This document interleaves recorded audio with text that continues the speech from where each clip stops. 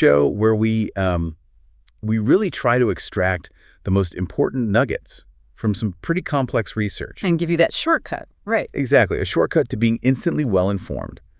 We take the technical, stack all the papers, the articles, the notes, and we try to make sense of the innovation that's genuinely changing things. And today we are doing a really fundamental deep dive.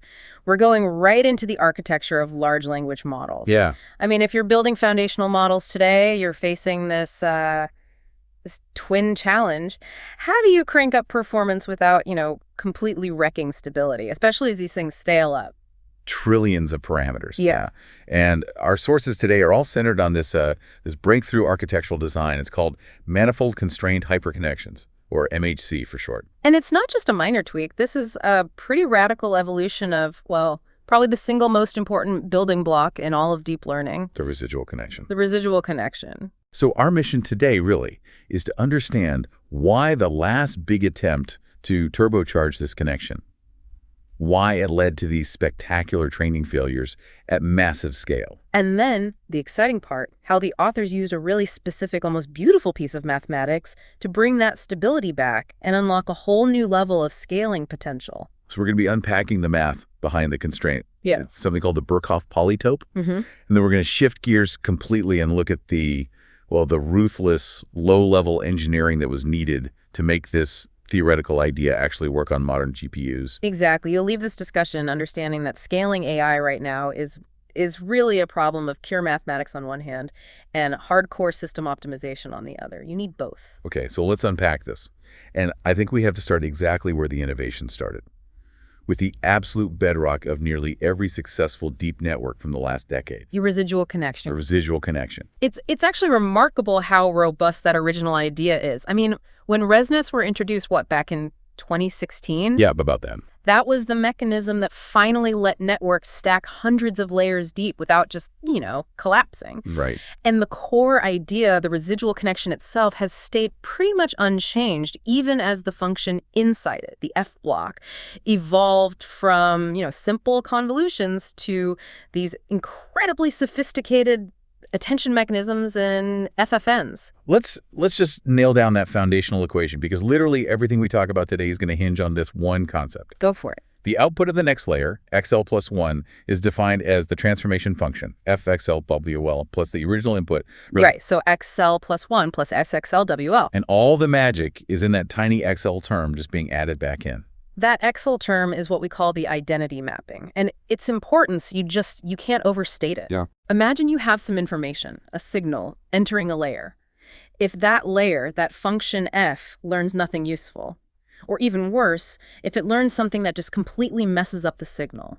The identity mapping guarantees that the original clean signal can just skip that transformation and flow right to the next layer. It's a safe path. It's the safe default. It's the golden path for information. Right. And when you recursively unroll this across many, many layers, say from a shallow layer L to a deep layer L, the output of that deep layer, XL, is basically just the original input XL plus the sum of all the little changes, all the F transformations that happened along the way. The key being that XL can map all the way to XL without being changed. Without modification, yes. So why is that unmodified path so critical? Right. I mean, especially when you're talking about models with 100, 200 layers. Because it solves the two great historical killers of deep learning, signal vanishing and signal explosion. The gradient problems. The gradient problems. When you're training, you're relying on gradients flowing backward through the network.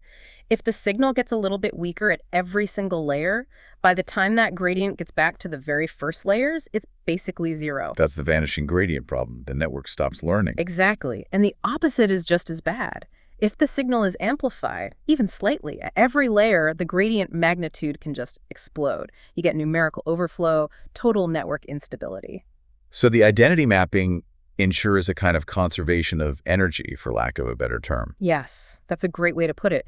It ensures that, on average, the signal intensity stays mathematically invariant, both going forward and backward. It provides this stable, conservative baseline for information to flow. So even if the individual F blocks are complex and volatile, the core signal propagation stays anchored. And that conservation mechanism is, as you said, the absolute foundation that modern AI scaling is built on. It is. But, innovation doesn't stand still. And researchers realized, okay, This identity mapping gives us stability, but it's also a huge missed opportunity. What if we could keep that stability, but inject more expressiveness, more plasticity into that residual stream? And that leads us directly into our first major section, the promise and the eventual really spectacular pitfalls of the hyperconnections architecture. Or HC. HC. Right. So HC was introduced earlier this year, and it was designed to scale LLMs by increasing what they called the topological complexity of the network. Without dramatically increasing the computational cost, the FLOPs. Exactly. And they did this by fundamentally restructuring the residual stream itself. So instead of a single standard feature dimension, let's call it C. They widened it. They widened it by an expansion rate. N, so it becomes N times C. And in their main experiments, N was 4. So think of it like taking that single-lane highway we talked about and blowing it out into a 4-lane superhighway. A 4-lane superhighway needs traffic control, right? So HC introduced 3 separate learnable linear mappings to govern how information gets into, mixes within, and gets out of this wider stream. Those are H-pre, H-post, and the really crucial one, H-rays. Right. So H-pre kind of aggregates features before they go into the FFN layer. H-post maps the output of the FFM back onto this wide stream. But H-rays is the matrix that mixes features within the 4 parallel streams themselves. So the original ResNet just had a simple scalar, a 1, the identity, flowing down the stream. HE ripped that out and replaced it with a full, learnable, N by N matrix, H-rays. And its whole job is to actively mix and blend the information between those 4 parallel streams at every single layer of the network. This is where they injected the plasticity you mentioned. This is it. And the ablation studies they ran confirmed how powerful this idea was. When they tested the different parts, they found that this mixing matrix, H-rays, gave them by far the most significant performance gain. Right. I saw that in their analysis. I think it was table 1. Yes. The loss gap improvement was biggest when H-res was active. And that really proved that this continuous deep mixing of features across parallel streams, it dramatically improves how well the model learns representations. Okay, so the concept is brilliant. More complexity, richer features, better performance. But this is the classic AI architecture trade-off, isn't it? It absolutely is. You gain plasticity, but you almost always pay for it with stability. That is precisely the core problem here. The fatal flaw of hyperconnections is that it completely compromised that identity mapping property we just established as the bedrock of stability. Okay, so how? How exactly did H-res break that golden path? Well, because H-res is an unconstrained learnable matrix. Meaning there are no rules? No rules. There are no mathematical guarantees that it will preserve the magnitude of the signal passing through it. So if the H-res matrix in one layer decides, for whatever optimization reason, to amplify the signal just a little bit, then the next layer might amplify it a little bit more. And the layer after that, and so on and so on. So when you stack, 100 of these HC layers, the total effect is governed by the composite mapping, the product of all those individual H-rays matrices. Exactly. And since those individual matrices are totally unbounded, that composite product matrix it deviates wildly. It fails to preserve the global mean of the features. The conservation is gone. It's gone. And this lack of mathematical conservation leads directly to either unbounded signal amplification or, extreme signal loss. It just completely destabilizes the training process, especially in the deep, large-scale models where you would want to use this architecture. So the very foundation of residual learning, that stable invariant signal flow, is just destroyed by the very thing that was supposed to make it better. Destroyed by the plasticity that H-rays introduced. And this isn't just theory, right? We have concrete proof of this failure. They saw it happen in their experiments with the 27 billion parameter model. Oh, absolutely. They had to come up with a way to quantify just how badly the signal was exploding. The AMX gain magnitude. The AMX gain magnitude of the composite mapping. AMX just means maximum absolute value. So they look at the maximum absolute row sums and column sums of that giant composite product matrix, the product of all the H-res matrices. Why row and column sums? What does that tell you? Because those values directly translate to the maximum potential gain or loss of the signal on the forward pass and the gradient on the backward pass. It's a direct measure of the amplification factor. Okay, so if the network is perfectly stable, if it's perfectly mimicking that identity mapping we talked about, what should the AMX gain magnitude be? The ideal stable value is exactly 1.0. 1. If it's 1.0, the signal ingredient flows are conservative, they're bounded, everything is stable. Anything significantly above 1.0 means you have signal amplification. It means you have impending instability. So what do they find when they analyze the composite mapping for the unconstrained hyperconnections model? This is where it gets really dramatic.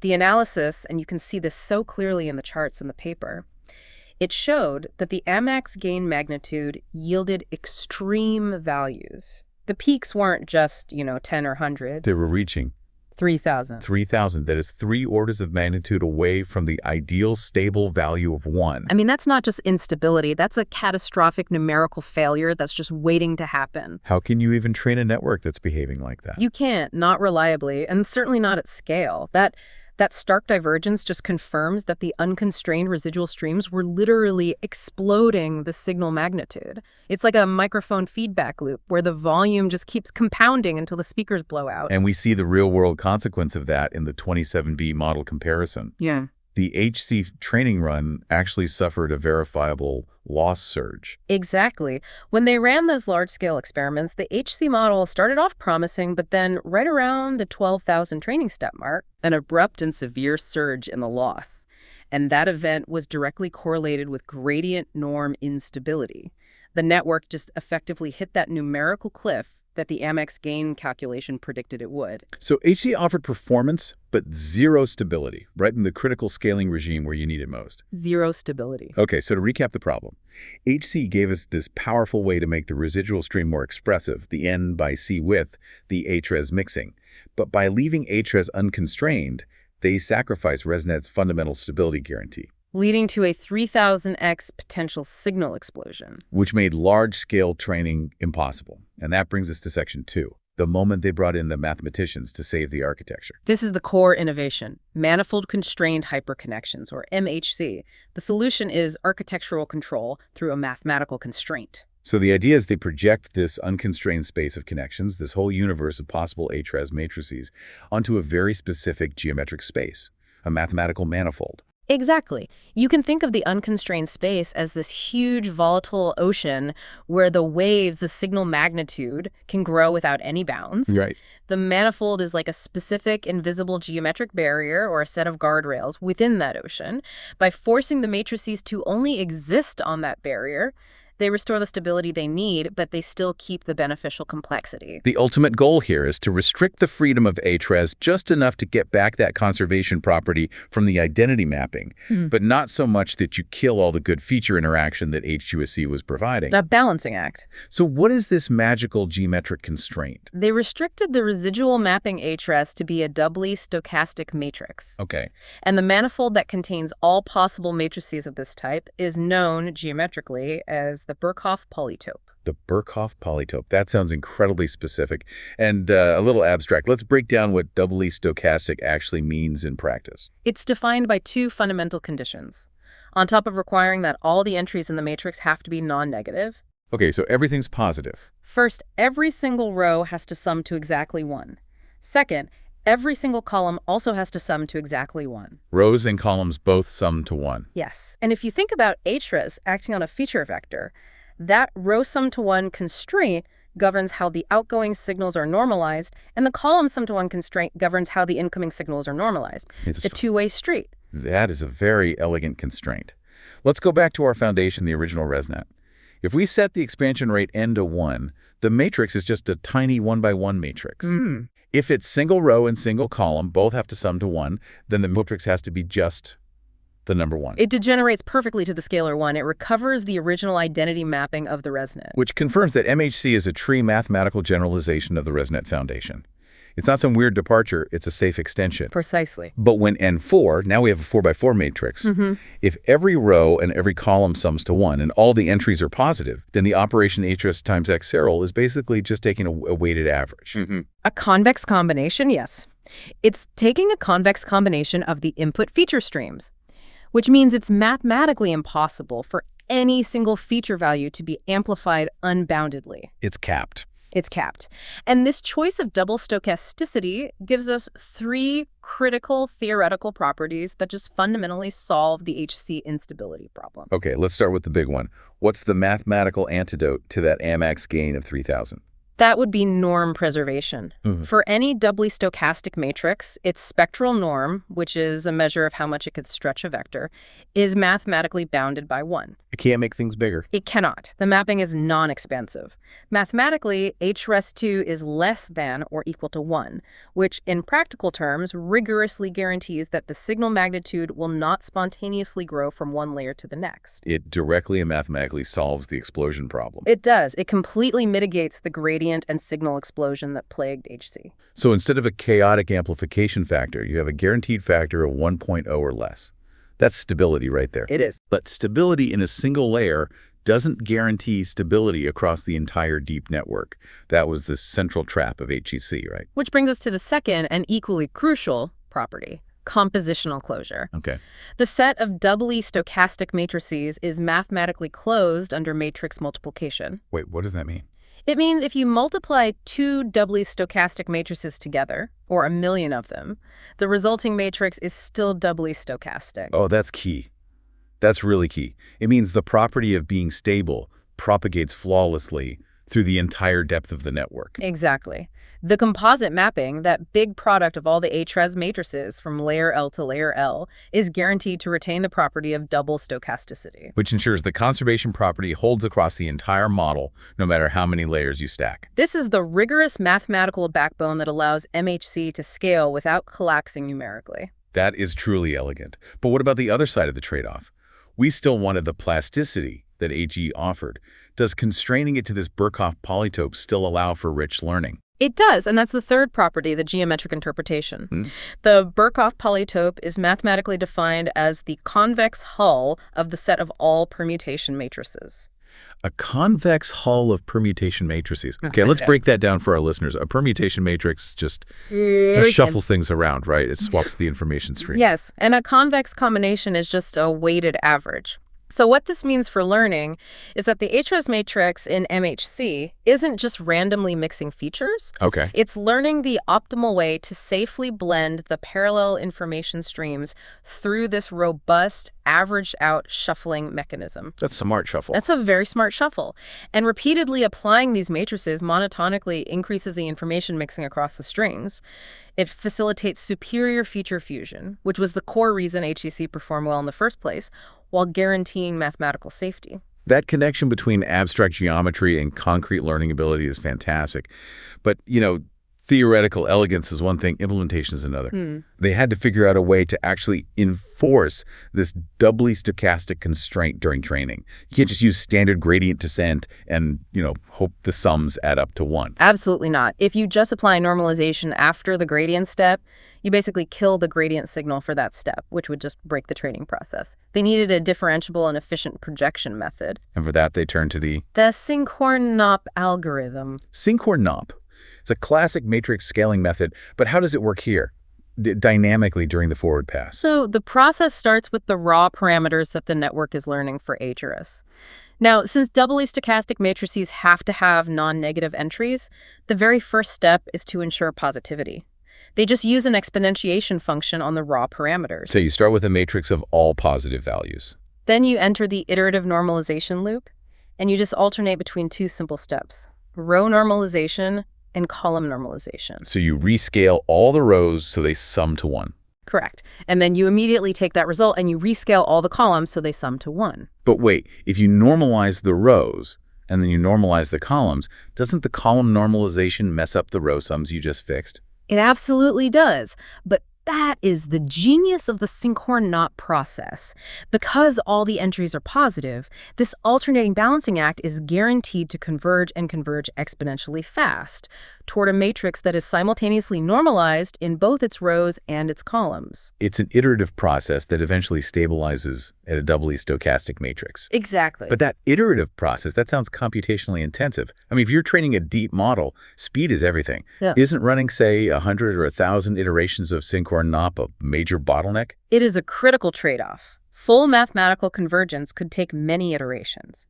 But deep learning demands efficiency, so the authors had to introduce a practical limit. They set a Tmax. A maximum number of iterations. Exactly, and in their experiments, they found that limiting the iterative normalization to just Tmax equals 20 iterations was sufficient. So it's not perfect, it's an approximation. It's a very close approximation of the doubly stochastic matrix, but it maintains computational feasibility.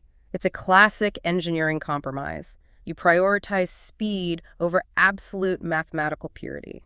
And it's an approximation that is still vastly superior to the unconstrained chaos of HC. No question. One last detail on the math section.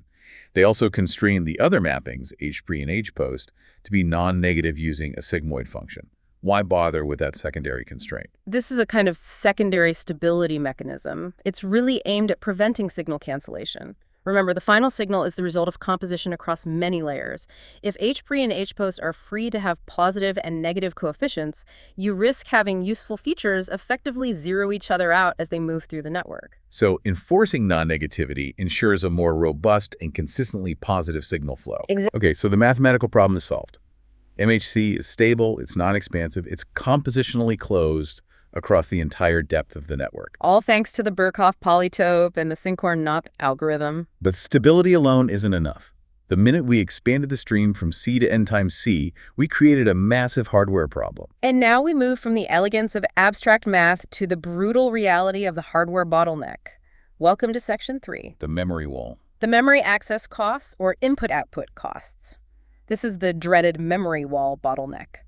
While HC was designed to be FLOP efficient, meaning the raw calculation power for HRES wasn't huge, the I/O overhead it created was astronomical. Right, because if you quadruple the width of that residual stream from C to 4C, you're quadrupling the amount of intermediate data you have to read from memory and write back to memory between every single compute step. And that adds up incredibly fast. The paper provides a really concrete analysis of this. Let's compare. For a standard residual connection, the I/O cost for that merge step is minimal. It's 2C elements read, C elements written. Simple. Minimal I/O, minimal compute. It's clean. Now, you look at hyperconnections without any mitigation. When you add up all the operations, the 3 mappings, the Sinkhorn-Knopp iterations, the merging, the total memory access just explodes. How much? The theoretical I/O cost is approximately 5m plus 1c elements read and 3m plus 1c elements written, plus some smaller terms. But since n is 4, that is an excessive I/O demand. It grows linearly with the expansion factor. And that kind of I/O demand would make the MHC architecture commercially unviable.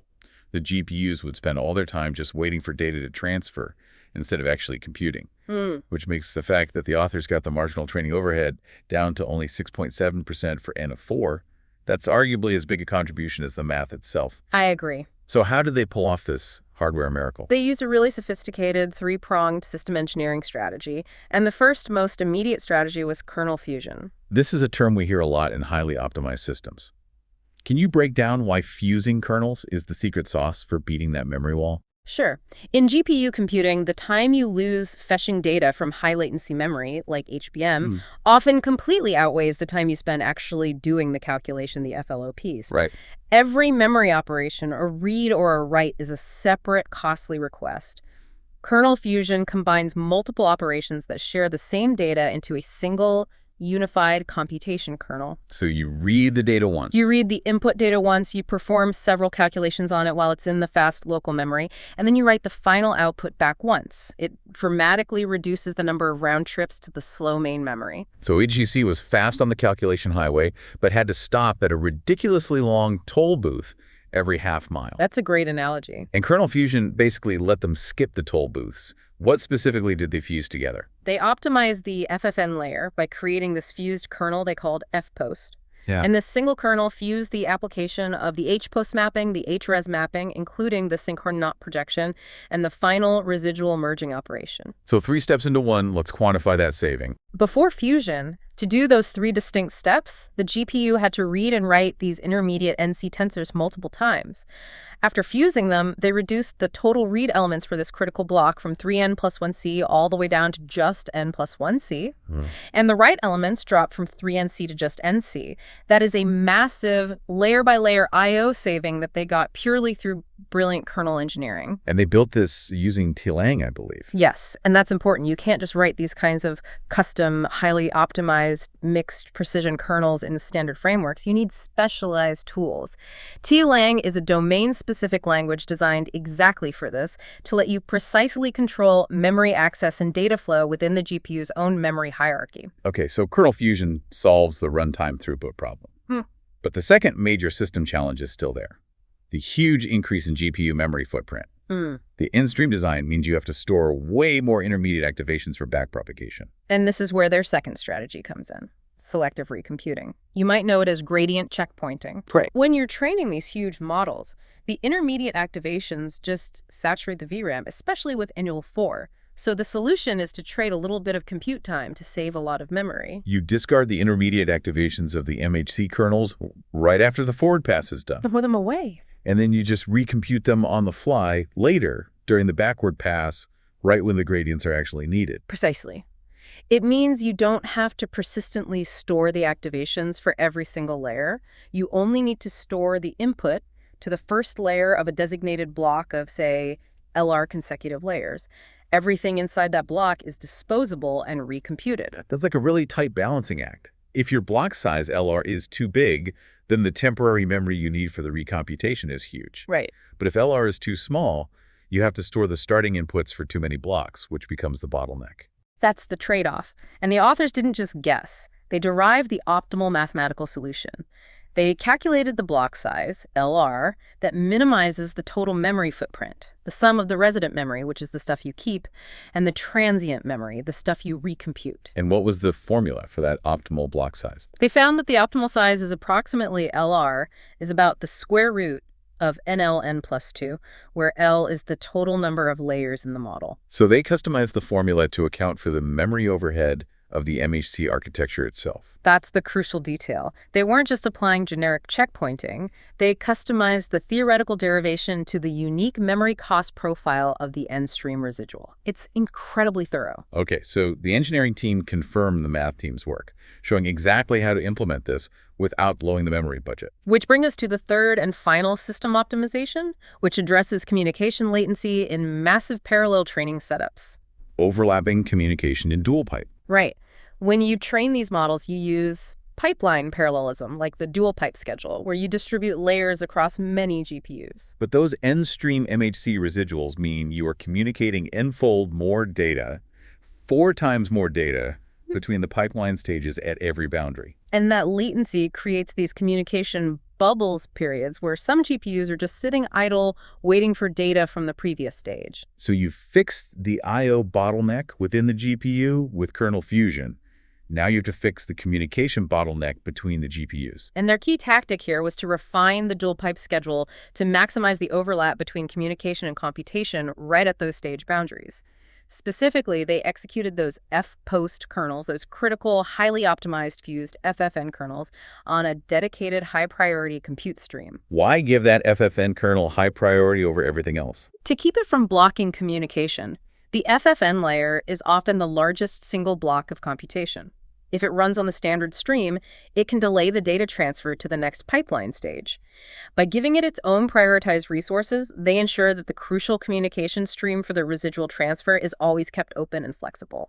It minimizes idle time. It lets the next stage start pulling its data sooner. Exactly. And as a secondary tactic, they specifically avoided using persistent kernels in the attention layers.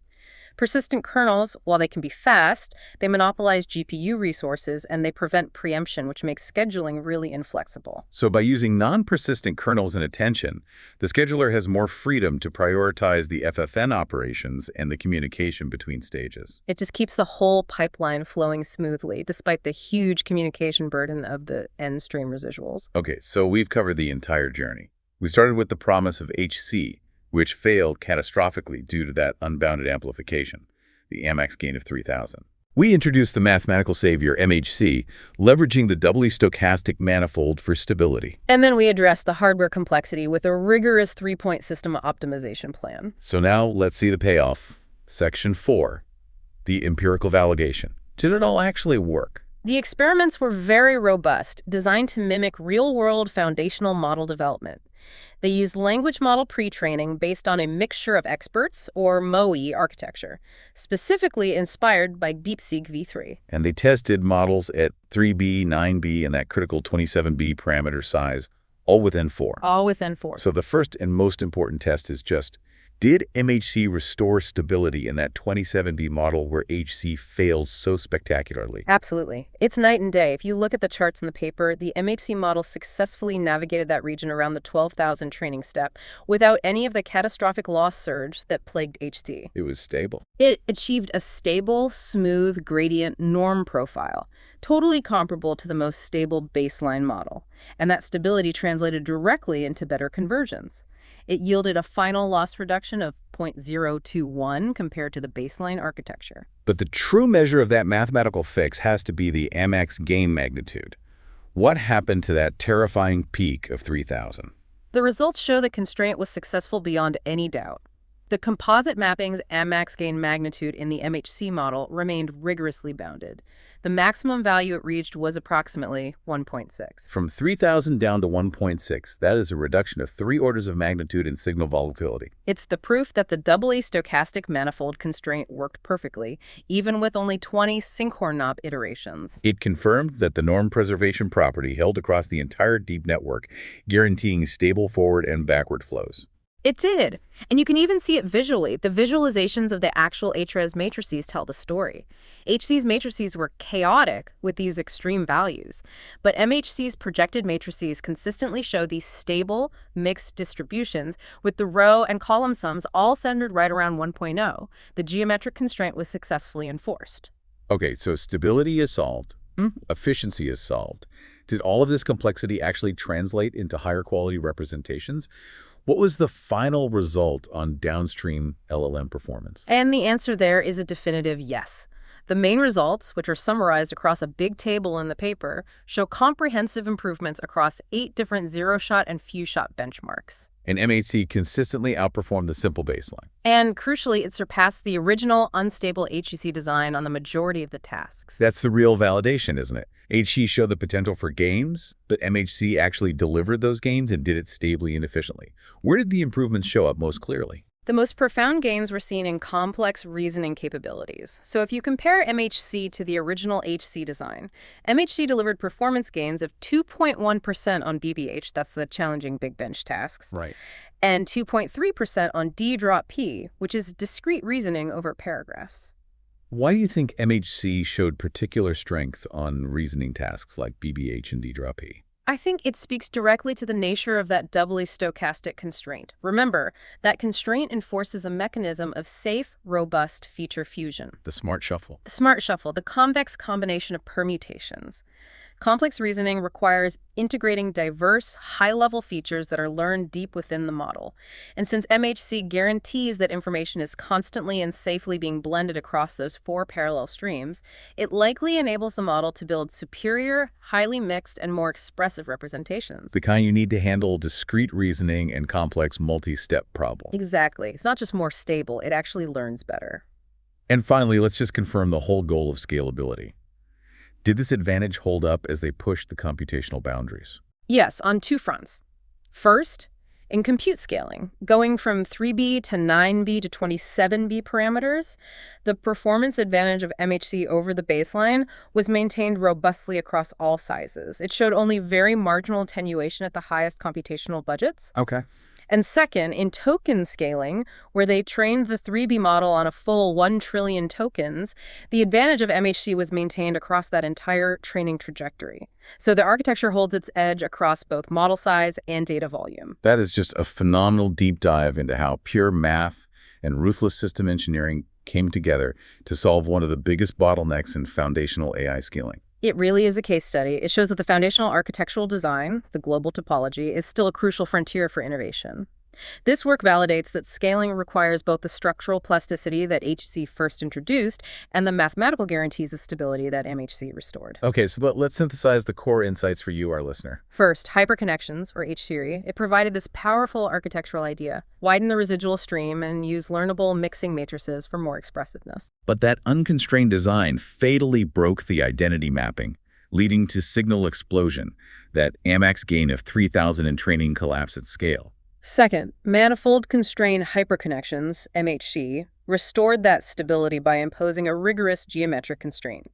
It projected HRES onto the Birkhoff Polytope, the manifold of doubly stochastic matrices, using the iterative Sinkhorn-Knopp algorithm. And that constraint was mathematically critical. It guaranteed norm preservation and compositional closure, which reduced signal amplification by 3 orders of magnitude down to a stable 1.6 maximum gain. And because that constraint enables superior feature mixing, it translates directly into better reasoning performance on downstream tasks. And third, none of this architectural or mathematical success would have been possible without intensive system optimizations. Right. Kernel fusion to overcome the memory wall by reducing I/O.